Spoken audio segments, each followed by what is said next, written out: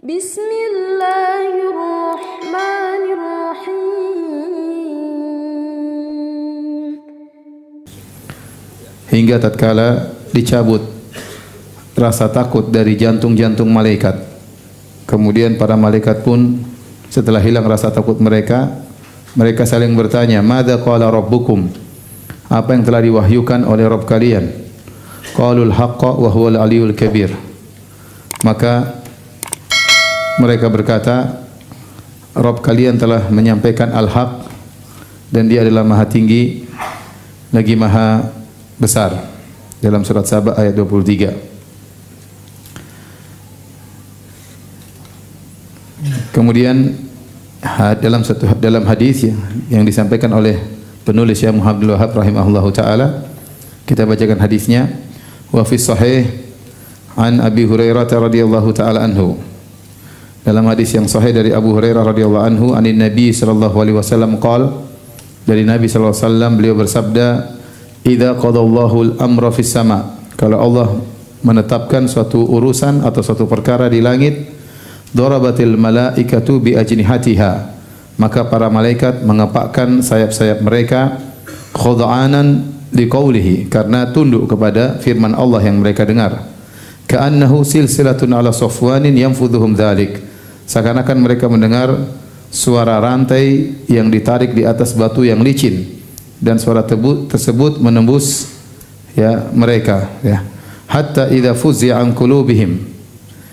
Jadi tatkala mereka mendengar suara tersebut, mereka ketakutan, tunduk kepada firman Allah Subhanahu wa taala.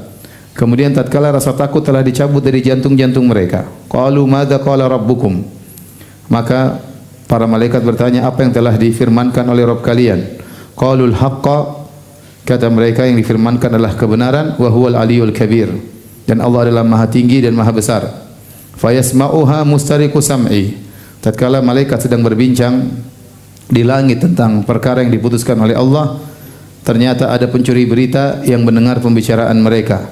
Wa mustariqu sam'i hakadha ba'dhuhu fawqa ba'dhin wasafahu Sufyan bikaffihi, dan para pencuri berita tersebut yaitu para jin, para syaitan, mereka bersusun-susun satu di atas yang lainnya. Dijelaskan oleh Sufyan ibnu Uyainah rahimahullahu taala, wa baddada baina asabi'ihi, dia seperti ini, mereka bertumpuk-tumpuk, jin bertumpuk-tumpuk untuk sampai ke langit mendengarkan pembicaraan para malaikat. Fayasma'ul kalimata fayulqiha ila man tahtahu, kemudian yang paling di atas, jin yang paling di atas mendengarkan pembicaraan malaikat, kemudian dia sampaikan kepada jin yang di bagian bawah. Thumma yulqihal akharu ila man tahtahu, kemudian yang di bawah offer lagi kepada yang di bawahnya. Hatta yulqiyaha ala lisani sahiri awil kahin, sampai akhirnya berita tersebut di offer sampai pada lisannya penyihir atau lisannya dukun. Farubbama adrakahu shihabu qabla an yulqiyaha, terkadang sebelum jin di atas offer yang ke bawah, tahu-tahu jin tersebut terkena lemparan bintang. Wa rubbama alqaha qabla an yudrikahu, dan terkadang dia berhasil menyampaikan, mengoffer berita ke bawah baru terkena lemparan bintang. Fayakdzibu ma'aha mi'ata kadzbah, kemudian sang dukun atau tukang sihir menambahi berita tersebut dengan 100 kedustaan. Fayuqal alaysa qad qala lana yauma kadza wa kadza kadza wa kadza, akhirnya dikatakan, masyarakat berbicara, bukankah dukun tersebut pernah mengatakan kepada kita pada hari ini akan terjadi demikian dan demikian? Fayusaddaqu bitilkal kalimati allati sumi'at minas sama, dan akhirnya dukun tersebut dibenarkan oleh masyarakat gara-gara satu kalimat yang mereka mendengar dari langit. Bab ini bab tentang hatta idza fuzi'a an qulubihim, tentang firman Allah tatkala malaikat dicabut rasa takut dari jantung-jantung mereka, yang kemudian ditafsirkan oleh Nabi sallallahu alaihi wasallam. Kenapa mereka takut? Karena mereka mendengar firman Allah Subhanahu wa taala, sehingga mereka mengepak-epakkan sayap mereka sambil kemudian mereka tersungkur sujud, kemudian dicabut ketakutan mereka, baru mereka berbincang-bincang di antara mereka, di antara kalangan para malaikat. Jadi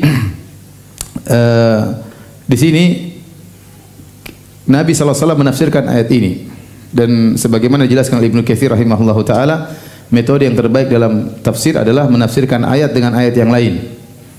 Menafsirkan ayat dengan ayat yang lain, ya. Ini sering dijelaskan oleh Ibnu Katsir, ya.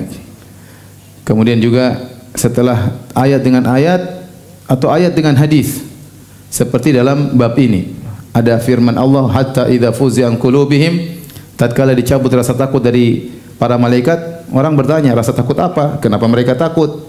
Maka datang dalam hadis dijelaskan kenapa ada rasa takut, kemudian kapan dicabut rasa takutnya, yaitu mereka takut karena mereka mendengar firman Allah Subhanahu wa taala. Ya. Kalau tidak ditemukan ayat ditafsirkan dengan hadis, maka metode yang ketiga yaitu ayat ditafsirkan dengan perkataan para sahabat. Dan alhamdulillah tafsiran para sahabat dikumpulkan oleh para ulama. Di antara buku yang paling banyak mengumpulkan tafsiran para sahabat seperti kitabnya Tafsir At-Tabari, Tafsir Ibnu Jarir At-Tabari. Dia tatkala menyebutkan ayat-ayat ini ada 3 pendapat. Pendapat pertama begini, pendapat kedua begini, pendapat ketiga begini. Pendapat pertama salaf yang mengatakannya fulan, sahabat ini, tabi'in ini, tabi'in ini, tabi'in ini. Pendapat kedua yang mengatakannya sahabat ini, tabi'in ini, tabi'in. Dia sebutkan perkataan para salaf. Sehingga kalau Anda ingin mengenal tafsiran para salaf, Anda baca buku Tafsir Ibnu Jarir At-Tabari, ya. Kalau tidak terdapat perkataan para sahabat, perkataan para tabi'in. Kalau ternyata tidak ada tafsiran ayat dengan ayat yang lain, tidak ada tafsiran dari hadis Nabi SAW, tidak ada tafsiran dari perkataan para salaf, baru kemudian metode yang terakhir adalah mentafsirkan ayat berdasarkan konsekuensi dari sisi bahasa. Namun ini adalah metode yang terakhir. Maka jangan salah diurutkan. Karena banyak ahlul bidah, ya. Mereka langsung menafsirkan dari sisi bahasa. Kemudian mereka menolak hadis-hadis Nabi sallallahu alaihi wasallam. Ini banyak terjadi. Jadi ahlul bidah tatkala hadis-hadis tidak sesuai dengan hawa nafsu mereka, maka mereka menafsirkan ayat dengan sisi bahasa. Kemudian mereka menolak hadis-hadis Nabi sallallahu alaihi wasallam. Mereka menolak tafsiran para salaf karena berpegang dengan bahasa. Demikian juga ini dilakukan banyak oleh orang-orang liberal. Mereka menafsirkan ayat-ayat langsung dengan sisi bahasa, tanpa kembali kepada penafsiran Nabi atau penafsiran para salaf. Dan ini juga sangat fatal. Akhirnya Al-Quran ditafsirkan dengan hawa nafsu mereka. Terlebih lagi bahasa itu memiliki banyak kemungkinan. Terkadang satu kalimat maknanya sangat banyak.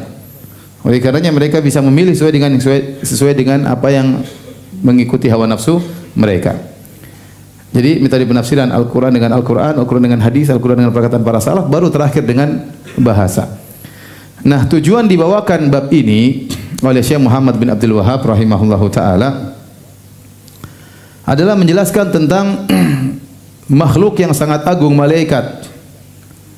Malaikat itu makhluk yang sangat agung, namun mereka tidak pantas untuk diibadahi. Mereka takut kepada Allah Subhanahu wa taala. Baru mendengar Allah berfirman, mereka sudah ketakutan, mengepak-kepakkan sayap mereka. Sampai ketakutan luar biasa, sampai mereka tersungkur. Mereka tidak bisa berbicara kecuali Allah cabut rasa takut dari jantung-jantung mereka. Ini maksud dari bab ini. Sebelum bab ini kita bahas pada pertemuan sebelumnya, yaitu tentang kebatilan sesembahan-sembahan selain Allah dari orang-orang soleh seperti Nabi SAW tidak pantas disembah, ya. Sebagaimana Nabi tidak pantas disembah, sebagaimana orang soleh tidak pantas disembah, bahkan malaikat yang begitu hebat luar biasa tidak pantas untuk disembah. Karena tidak boleh hamba menyembah hamba. Ya. In kullu man fis samawati wal ardi illa atir rahmani abda. Seluruh yang ada di langit dan di bumi, seluruh yang di langit, para malaikat yang ada di langit, dan seluruh yang di bumi, orang-orang soleh, para anbiya, para solihin, para aulia, illa atir rahmani abda, kecuali akan datang kepada Allah sebagai apa? Hamba. Bukan sebagai ma'bud, bukan sebagai sembahan, tapi sebagai apa? Hamba. Dan tidak pantas hamba menyembah hamba. Yang benar hamba menyembah pencipta. Malaikat begitu hebatnya, ternyata dia hamba, ya. Malaikat, kalau kita perhatikan makhluk-makhluk Allah yang paling hebat, yang paling kuat, yang paling dekat dengan Allah adalah para malaikat. Para malaikat. Dan mereka tidak sombong untuk menyembah Allah. Sebagaimana para anbiya, mereka merendahkan diri untuk menyembah Allah, demikian juga para malaikat. Allah sebutkan tentang para malaikat, ya. Di antaranya para malaikat Ya. Dekat dengan Allah Subhanahu wa taala. Kata Allah Subhanahu wa taala, "Fa in istakbaru falladzina 'inda rabbika yusabbihuna lahu bil-laili wan-nahari wa hum la yas'amun." Kalau manusia sombong tidak mau menyembah Allah, maka sungguhnya yang ada di sisi Rabbmu yaitu para malaikat. Kalau manusia sombong, ada makhluk-makhluk Allah yang dekat dengan Allah, di sisi Allah. Falladzina 'inda rabbik, kata Allah yang berada di sisi Allah Subhanahu wa taala, ternyata mereka senantiasa menyembah Allah. Yusabbihuna lahu bil-laili wan-nahar. Mereka senantiasa bertasbih kepada Allah di siang dan di malam hari. Wa hum la yas'amun, dan mereka tidak pernah bosan beribadah. Jadi kalau kita bandingkan malaikat dengan kita, sangat jauh dari sisi kedekatan kepada Allah. Yang pertama, malaikat dari sisi kedekatan dekat dengan Allah, kita jauh dari Allah Subhanahu wa taala. Malaikat di langit. Allah mengatakan falladzina 'inda rabbik, dekat dengan Allah Subhanahu wa taala. Allah sering berbicara langsung dengan mereka. Mereka langsung sering dapat perintah langsung dari Allah Subhanahu wa taala. Mereka sering bertemu dengan Allah Subhanahu wa taala. Dari sisi kedekatan kita kalah dekat dengan malaikat. Malaikat lebih dekat dengan Allah Subhanahu wa taala. Dari sisi ibadah kita kalah jauh dengan malaikat. Malaikat beribadah kepada Allah Subhanahu wa taala, ya, kata Allah Subhanahu wa taala, yusabbihuna lahu bil-laili wan-nahar. Siang malam tidak berhenti. Bukan Allah tidak mengatakan mereka bertasbih di tengah malam, mereka bertasbih di tengah siang, tidak. Tapi mereka beribadah siang malam tidak berhenti. Karena tugas mereka adalah beribadah kepada Allah Subhanahu wa taala. Ya, mereka terus beribadah. Dan yang menakjubkan ibadah mereka, kata Allah Subhanahu wa taala, wa hum la yas'amun, mereka tidak pernah bosan beribadah. Tidak seperti kita. Kita pengajian 1 jam semangat, 2 jam mulai bosan. Jam ketiga mulai meninggalkan kajiannya. Ya. Mulai ngantuk ujung sana, untuk ustaz kapan selesai ya. Kita enggak kuat. Mau salat 1 jam, ya mungkin kuat. Jam kedua, jam ketiga sudah KO, enggak kuat. Baca Quran semangat. Juz pertama, juz kedua, juz ketiga sudah mulai bosan. Ini kita akui. Tidak seperti malaikat. Kata Allah Subhanahu wa taala, wa hum la yas'amun. Mereka tidak pernah bosan tatkala beribadah kepada Allah Subhanahu wa taala. Selain tidak pernah bosan, di antara keistimewaan ibadah mereka, kata Allah, yusabbihuna al-laila wan-nahar wa yusabbihuna al-laila wan-nahara la yafturun. Malaikat itu beribadah kepada Allah siang dan malam, tidak pernah letih, tidak pernah capek. Tidak pernah capek dalam beribadah. Mau dibandingkan ibadah kita dengan ibadah malaikat? Tidak ada bandingannya. Malaikat tidak pernah capek, tidak pernah bosan. Kita capek ibadah, bosan juga iya. Iya atau tidak? Iya. Jadi antum dibandingkan malaikat, hebatan mana? Malaikat lah. Baik. Sisi yang ketiga, malaikat tidak pernah bermaksiat. La ya'sunallaha ma amarahum wa yaf'aluna ma yu'marun. Malaikat tidak pernah bermaksiat kepada Allah Subhanahu wa taala, sama sekali tidak pernah membangkang. Dan mereka selalu menjalankan perintah Allah Subhanahu wa taala. Ya, mereka selalu menjalankan perintah Allah Subhanahu wa taala. Manusia, kita sering bermaksiat, kita sering membangkang. Kita sering melanggar perintah Allah. Kita sering meninggalkan perintah Allah, kita sering melanggar larangan Allah. Itu manusia. Taib, ini dari sisi ibadah kita kalah dengan malaikat. Dari sisi fisik, malaikat diciptakan terlebih dahulu daripada kita. Kata Nabi sallallahu alaihi wasallam, khuliqatil malaikatu min nur. Malaikat diciptakan dari cahaya. Wa khuliqal jannu min marijim min nar. Adapun jin diciptakan dari api. Wa khuliqa Adam mimma wusifa lakum, dan Adam diciptakan dari tanah sebagaimana disifatkan kepada kalian.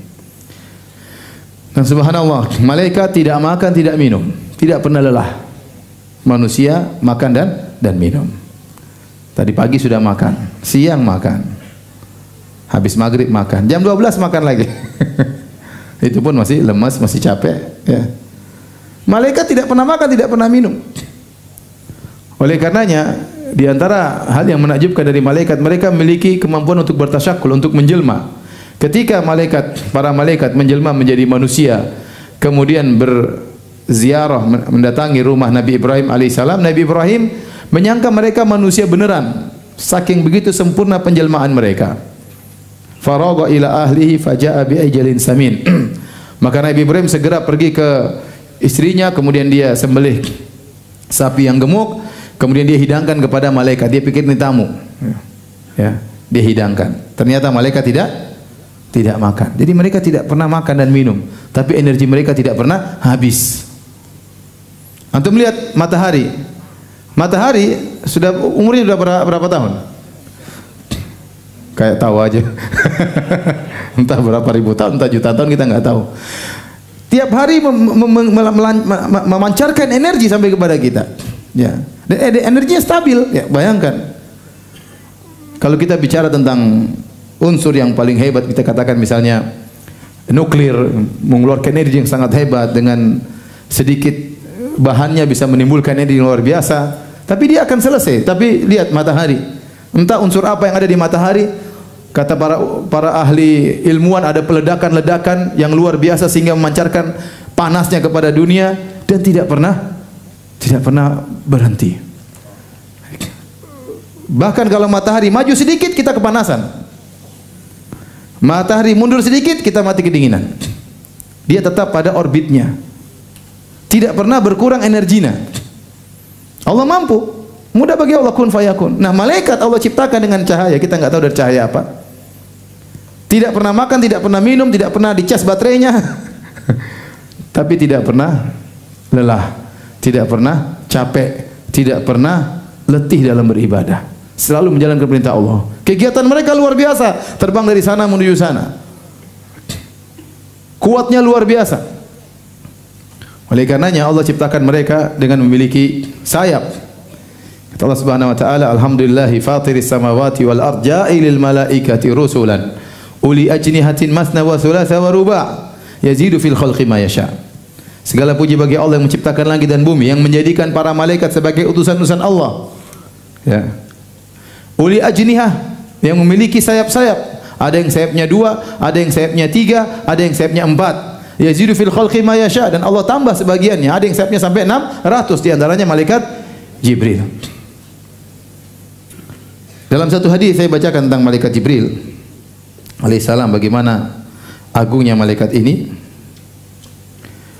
Dalam hadis riwayat Imam Ahmad, diriwayatkan dengan sanad yang hasan, ya, di antaranya dari Ibnu Mas'ud, beliau berkata, ra'a Rasulullah sallallahu alaihi wasallam Jibril fi suratihi wa lahu 600 janah. Ya. Nabi sallallahu alaihi wasallam melihat malaikat Jibril dalam bentuk aslinya dan dia memiliki 600 sayap.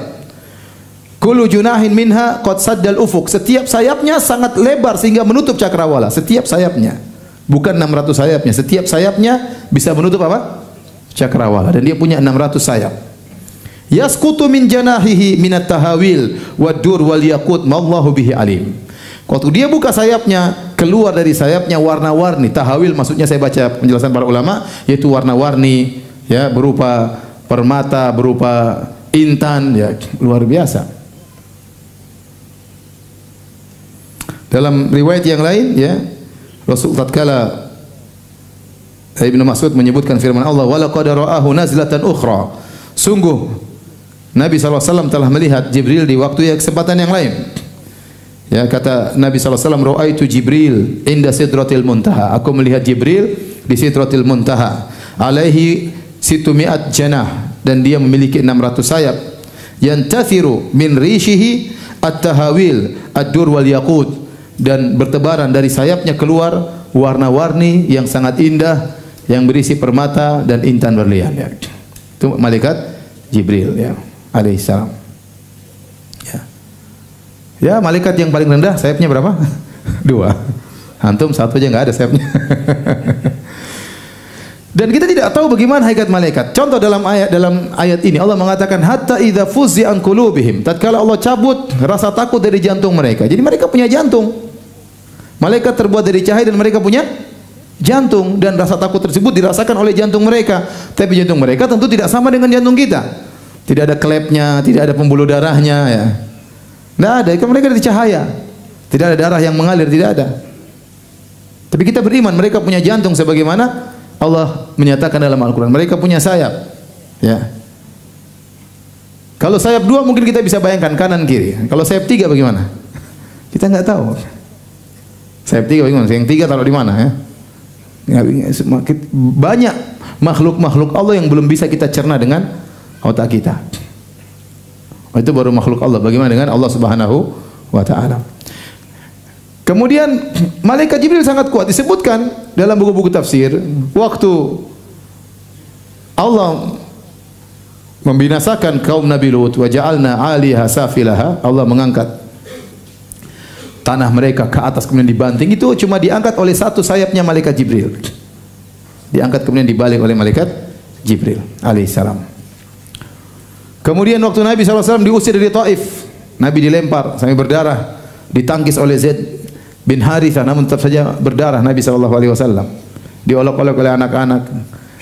Kemudian Nabi sangat sedih, datang malaikat gunung mengatakan, ya Rasulullah, la in syi'ta la utbiqanna alaihimul akhshabain.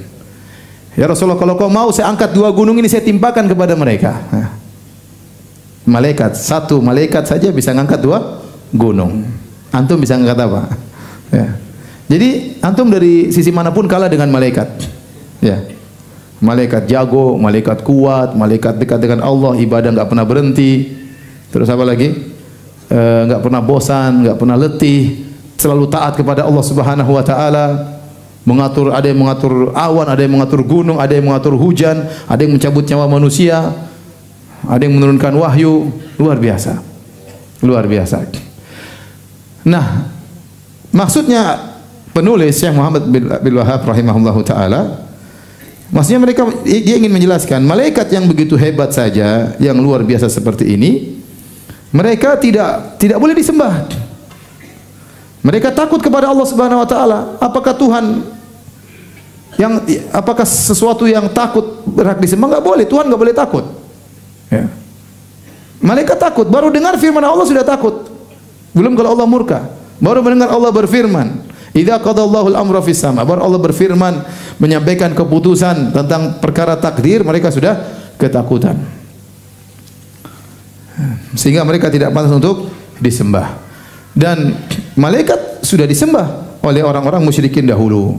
Orang musyrikin dahulu menganggap malaikat sebagai banatullah. Ya. Asfakum rabbukum bil banina wattakhadha minal malaikati inatha.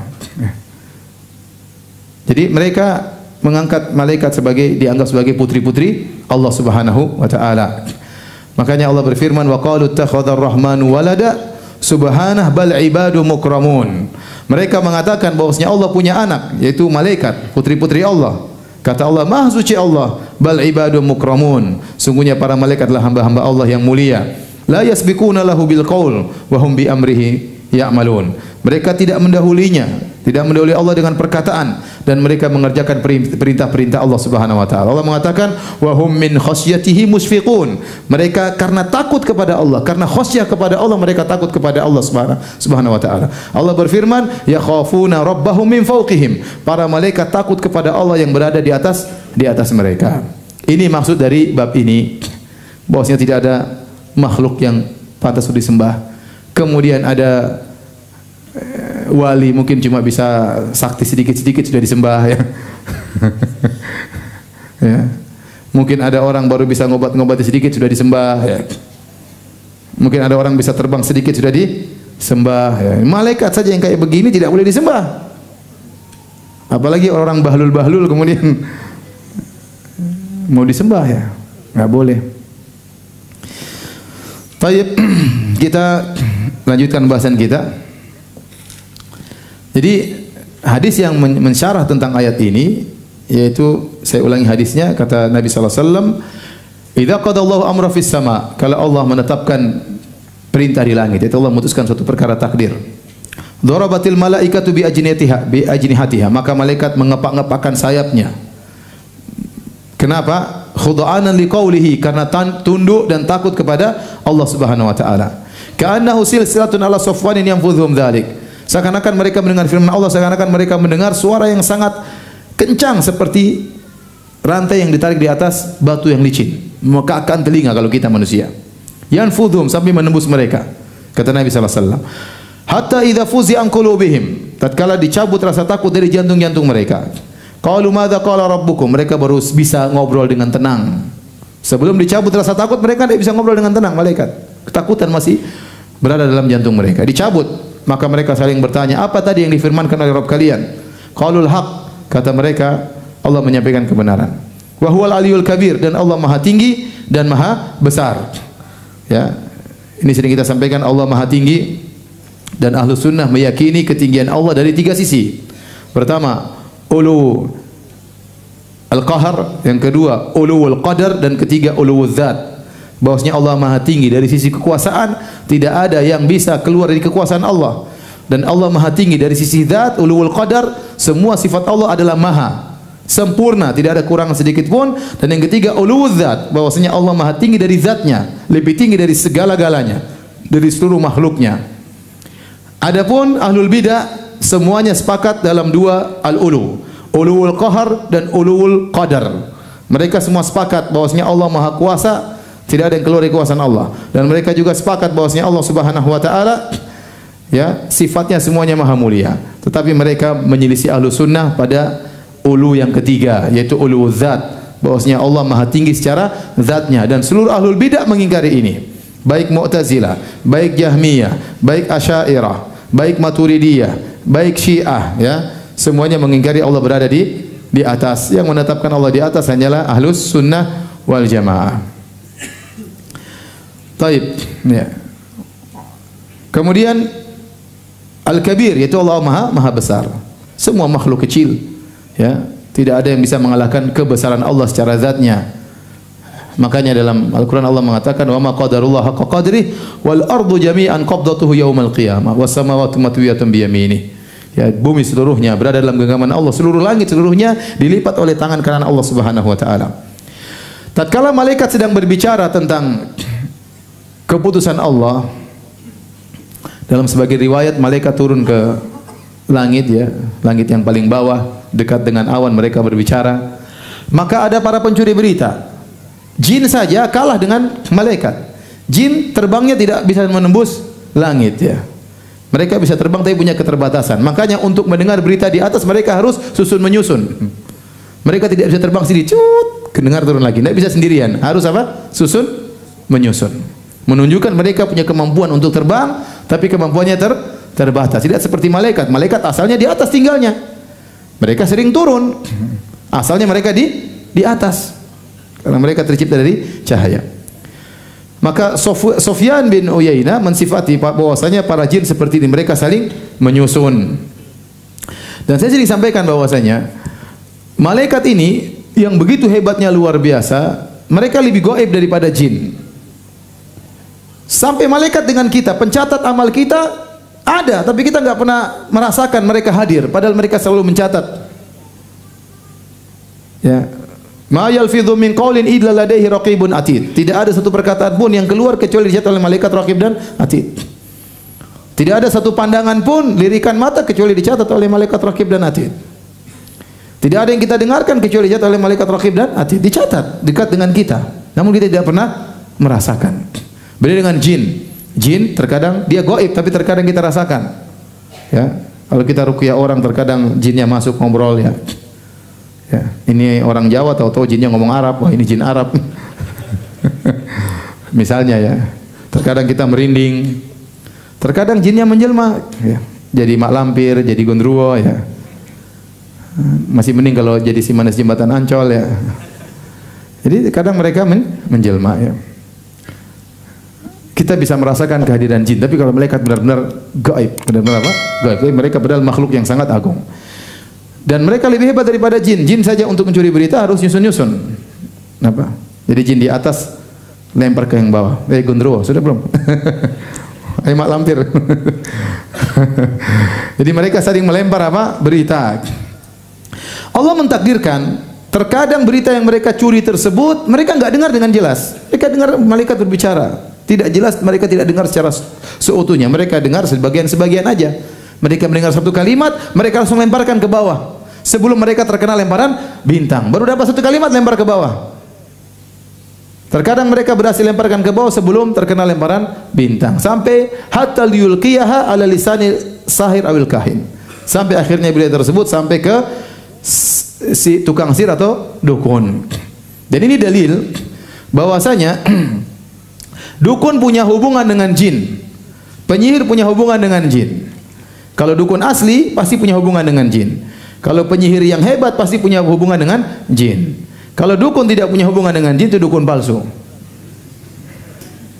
Kalau ada punya penyihir ternyata tidak punya hubungan dengan jin, berarti penyihir apa?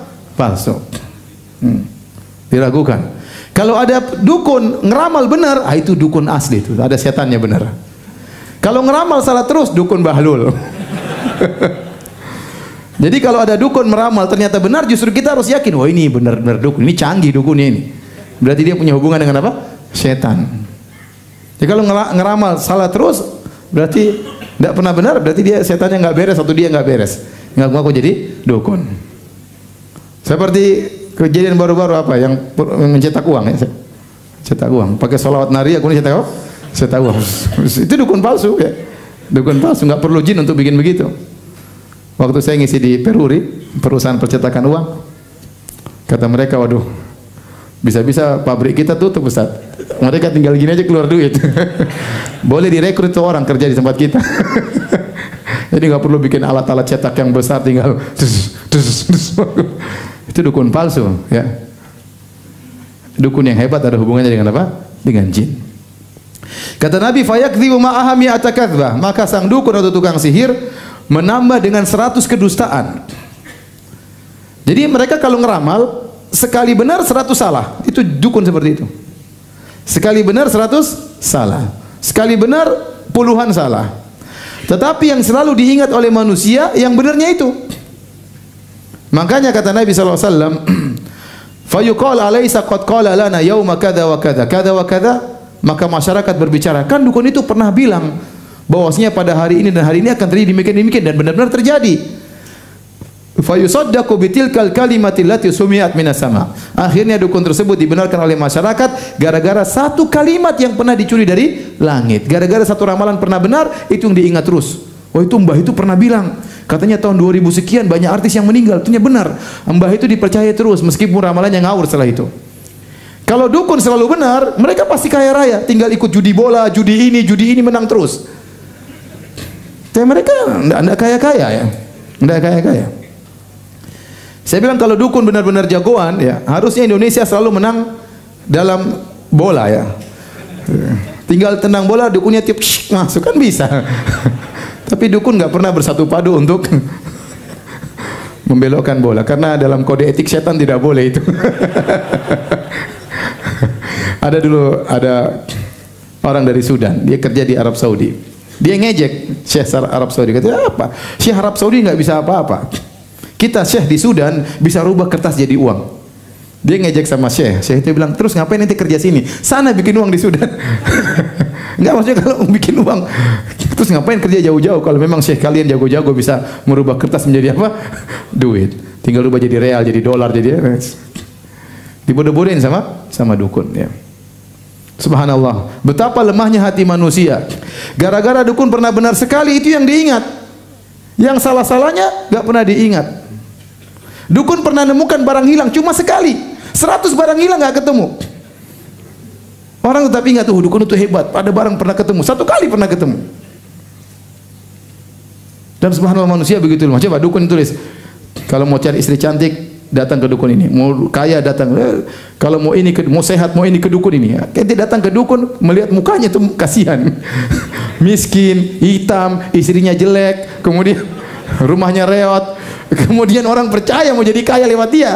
Aduh gitu. Tapi orang begitu, hati lemah. Maka Nabi berkata, fayusaddaqu bitilkal kalimat allati sumi'at minas sama. Dia dibenarkan gara-gara satu kalimat yang kebetulan pernah benar. Itu yang diingat oleh manusia. Dan demikianlah sebagian orang lemah iman sehingga sering ahlul batil mereka menghiasi kebatilan mereka dengan sedikit kebenaran. Ada firqah-firqah sesat, oh itu baik juga, ada kebaikannya. Ya kebaikannya berapa dibandingkan dengan kesesatannya? Ya. Sehingga yang dilihat adalah kebaikannya, kesesatannya dilupakan. Padahal kesesatannya luar biasa, begitu banyak kesesatannya. Itu lemahnya hati manusia. Baik, dari sini kita tahu kalau ada orang mengaku-ngaku tahu masa depan, orang itu tidak mungkin kecuali cuma 2 kemungkinan. Yang pertama dia nabi, yang kedua dia dukun. Karena kata Allah Subhanahu wa taala dalam surat Al-Jin, alimul ghaib fala yuzhiru ala ghaibihi ahada illa man irtadha min rasulin. Sungguhnya Allah itu yang tahu ilmu gaib Dan Allah tidak menampakkan ilmu gaibnya tentang masa depan kepada siapapun. Allah tidak tampakkan kecuali kepada para rasul yang Allah ridhai. Para rasul tersebut kata Ibnu Katsir malaikat atau para nabi. Malaikat atau para nabi. Allah kabarkan kepada mereka sebagian masa depan. Sebagai bukti mereka adalah nabi, mukjizat. Selain itu tidak ada. Allah tidak kasih tahu wali, Allah tidak kasih tahu ustaz, tidak ada. Allah tidak kasih tahu kiai, enggak ada. Allah cuma mengatakan hanya para rasul yang Allah kasih tahu tentang masa depan. Nah, kalau kemudian ada orang mau kiai, mau wali, mau siapa, kemudian dia bilang, saya tahu bulan depan akan terjadi demikian. Akan terjadi apa, Pak Kiai? Saya enggak mau mendahului Allah. Insya Allah, tapi ya saya tahu. Ya, ini kita bilang, Pak Kiai, ente cuma satu dari dua kemungkinan. Pertama ente nabi, kedua ente dukun. Kemungkinan pertama enggak mungkin karena nabi terakhir Nabi Muhammad SAW. Tinggal kedua ente apa? Dukun. Udah. Kalau ente ramalnya benar, ente dukun asli. Kalau ente ramalnya salah, ente dukun, sok jadi dukun ya. Taib. Kita lanjutkan hadis berikutnya. Wa anin Nawas bin Sam'an radhiyallahu anhu. Tinggal 5 menit lagi ya. Dari sahabat Nawas bin Sam'an radhiyallahu anhu qala, dia berkata qala Rasulullah sallallahu alaihi wasallam, Rasulullah SAW bersabda, "Idza aradallahu ta'ala an yuhya bil amri takallama bil wahyi." Kalau Allah hendak mewahyukan suatu perkara, Allah berbicara dengan wahyu, dan ini dalil bahwasanya Allah berbicara. Hadis sebelumnya kita sebutkan Allah berbicara sampai malaikat ketakutan mendengar suara Allah Subhanahu wa taala. Takallama bil wahyi, Allah berbicara dengan wahyu.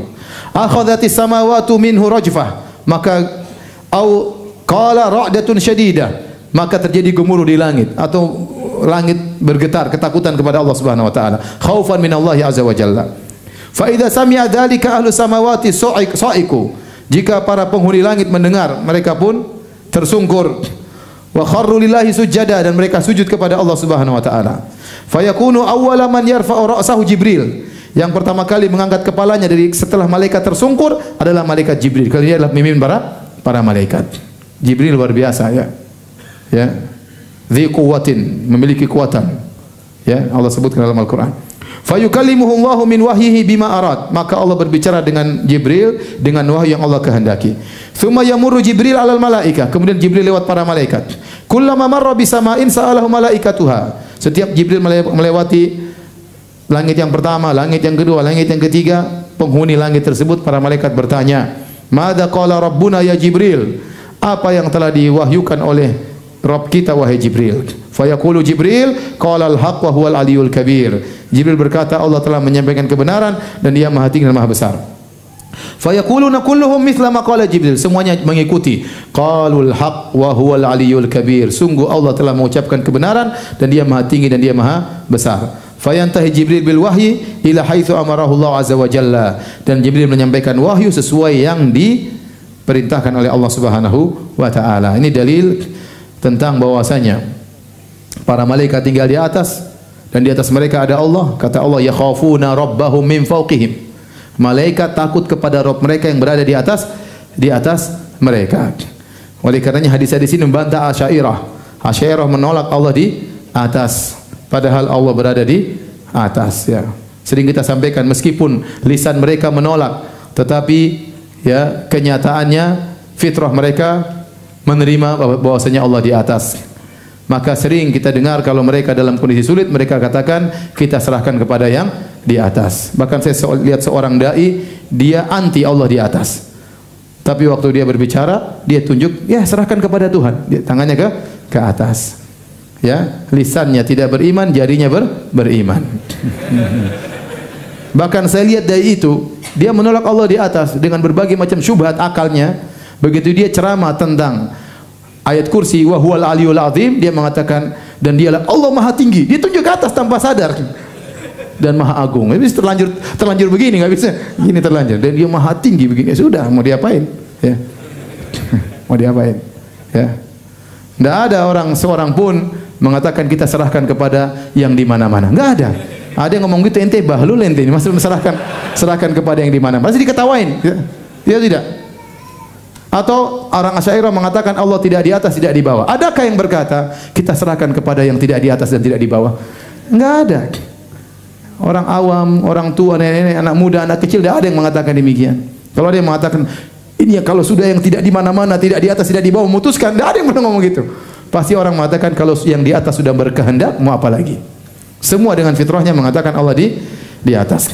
Kemudian yang kedua di antara bantahan terhadap Asy'ariyah. Asy'ariyah mengingkari Allah berbicara dengan suara. Mereka mempunyai keyakinan Allah itu berbicara dengan namanya kalamun nafsi. Kalamun nafsi itu seperti ilmu, suatu yang azali, tidak pernah berubah, jamid, tidak pernah statis, tidak pernah berubah, tambah kurang tidak ada. Seperti sifat ilmu, kata hakikatnya seperti sifat ilmu. Adapun ahlu sunnah wal jamaah meyakini Allah berbicara, maha berbicara. Di antara bentuk maha berbicara Allah, Allah berbicara kapan saja Allah kehendaki, Allah berbicara dengan siapa yang Allah kehendaki, Allah berbicara dengan topik apa yang Allah kehendaki, Allah berbicara dengan suara Allah yang Allah kehendaki, Allah berbicara dengan bahasa apa yang Allah kehendaki. Itu namanya Allah maha berbicara. Nanti insya Allah dalam bahasanya panjang. Yang akidah mereka ini akhirnya melazimkan bahwasanya Al-Quran yang kita baca ini bukan firman Allah. Ini butuh penjelasan panjang, tapi insya Allah pada waktu yang lain insya Allah taala. Taib. Demikian apa yang bisa disampaikan. Azan dulu ya, baru tanya jawab.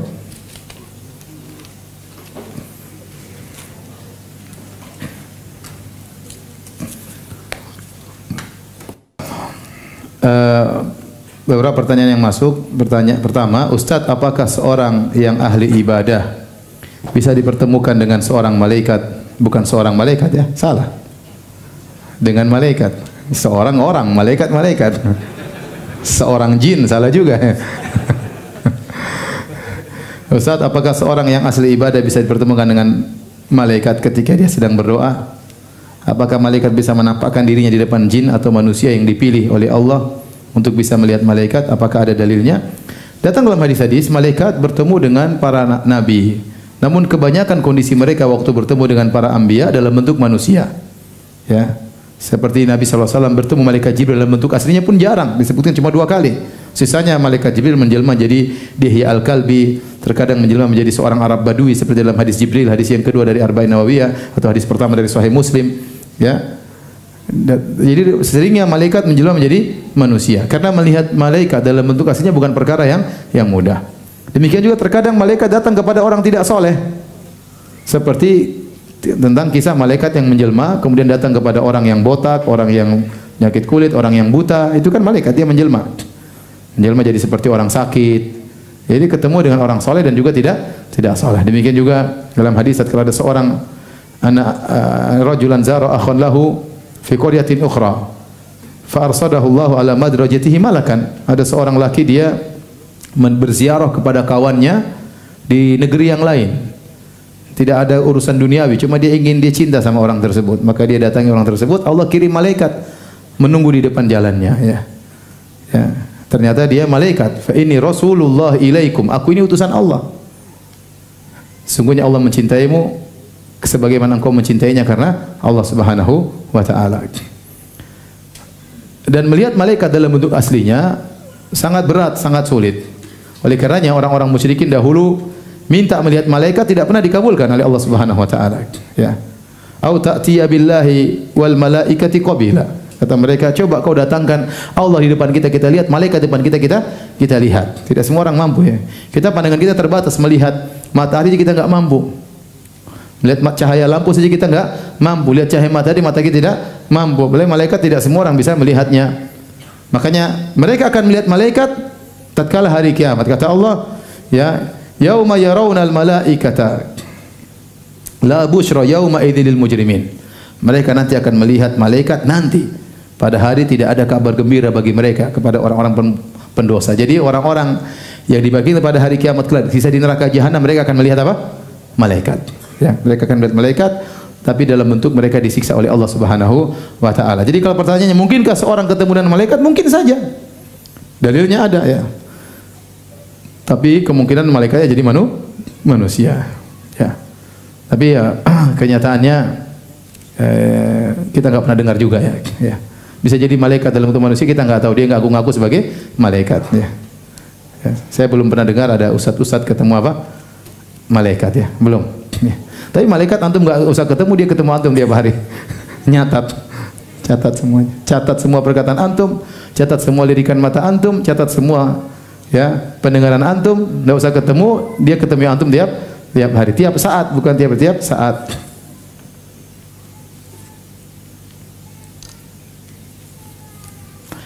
Ustaz, kenapa Allah menciptakan malaikat lebih utama dibanding dengan manusia? Kenapa ente protes? La yus'alu amma yaf'alu wa hum yus'alun. Allah tidak ditanya tentang apa yang dia perbuat. Ya. Kalian akan ditanya oleh Allah Subhanahu wa taala ya. Tentu ada hikmah, setiap yang Allah lakukan pasti ada hikmah yang terkadang kita tahu, terkadang tidak kita ketahui ya. Allah ciptakan malaikat sebagai Allah tugaskan kita untuk beriman dengan makhluk yang gaib tersebut yang tidak pernah kita lihat ya. Allah menciptakan malaikat karena tugas mereka banyak ya. Allah memberikan mereka tugas ya untuk mengatur hujan, menumbuhkan tumbuhan, mengatur awan, mengatur gunung, mencabut nyawa. Tugas mereka banyak. Dan mengapa iblis disuruh sujud kepada Nabi Adam bukan kepada malaikat? Ini tanya lagi nama. Ya, Allah terserah mau suruh sujud kepada siapa, terserah Allah Subhanahu wa taala ya. Tetapi meskipun malaikat begitu hebat, punya ilmu yang luas, tapi Nabi Adam alaihissalam dimuliakan oleh Allah dengan ilmu. Allah mengajarkan kepada Nabi Adam nama-nama yang malaikat tidak tahu. Dan Allah menciptakan Nabi Adam langsung dengan kedua tangan Allah Subhanahu wa taala. Dengan dua sebab itu, maka iblis disuruh sujud kepada Adam.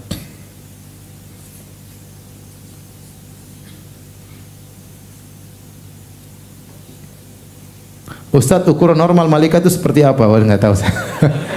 Ada ukuran normal, ukuran enggak normal, saya enggak tahu. Yang jelas malaikat Jibril ya, bentuk aslinya 600 sayap, satu sayap nutup cakrawala. Cakrawala itu ini semua tercup, satu sayap nutup cakrawala. Semua gaib kita enggak bisa kiaskan dengan manusia. Gimana bayang 600 sayap, satu tutup cakrawala, gimana 600-nya saya taruh di mana? Kita enggak bisa bayangkan. Saya tadi saja suruh antum bayangkan jantung malaikat, kita bingung jantung malaikat. Sampai kalau jantung kita bayanginnya tadi ada klepnya, ada darahnya, bergerak begini, deg ya. Kalau ketakutan semakin bergetar, ya seperti itu ya. Jantung malaikat kita nggak tahu, tapi Allah mengatakan malaikat punya jantung, kita nggak tahu. Ustaz, apa bedanya Tuhan Rabb dengan Allah? Rabb, Allah itu diantara nama-nama Allah. Nama Allah banyak, Asmaullah Al-Husna. Banyak diantaranya Allah, diantaranya Ar-Rabb, di antaranya Al-Malik, di antaranya Ar-Rahman, Ar-Rahim. Adapun Tuhan itu bahasa Indonesia. Tuhan bahasa Indonesia. Ini bukan nama Allah, bukan nama-nama Allah yang indah, tapi hanya sekedar pengkhabaran. Orang Indonesia kalau menyebut pencipta dengan apa? Tuhan. Mengapa orang yang baru meninggal atau masih sekarat minta ditunda kematiannya untuk bisa bersedekah? Kok tidak amal-amal yang lain? Allah alam bisawab ya. Ini menunjukkan akan agungnya amal apa? Sedekah ya. Akan agungnya amal sedekah. Dan kebanyakan orang tatkala meninggal dia meninggalkan harta. Sehingga dia bilang, ya Allah saya masih punya harta, coba bangkitkan saya 1 detik aja, saya infakkan seluruhnya. Ya. Tapi sudah terlambat, ya sudah terlambat. Ya. Sekarang kalau anda punya harta meskipun sebesar zarrah, anda infakkan diterima oleh Allah. Kalau anda sudah meninggal meskipun punya harta emas sepenuh bumi tidak akan diterima oleh Allah Subhanahu wa taala. Maka sebelum anda meninggal, sedekahkan sebagian harta anda di jalan Allah Subhanahu wa taala. Apa benar malaikat pencabut nyawa bernama malaikat maut? Ya benar, malakul maut, pemimpin para malaikat pencabut nyawa. Dia mengatakan malaikat maut punya anak buah banyak dan dia disebut dengan malakul maut. Adapun Israel maka tidak ada dalilnya yang sahih dari Nabi sallallahu alaihi wasallam. Baik, demikian saja kajian kita. Kita tutup majelis. Subhanallahi bihamdik asyhadu an la ilaha illa anta astaghfiruka wa atubu ilaik. Assalamualaikum warahmatullahi wabarakatuh.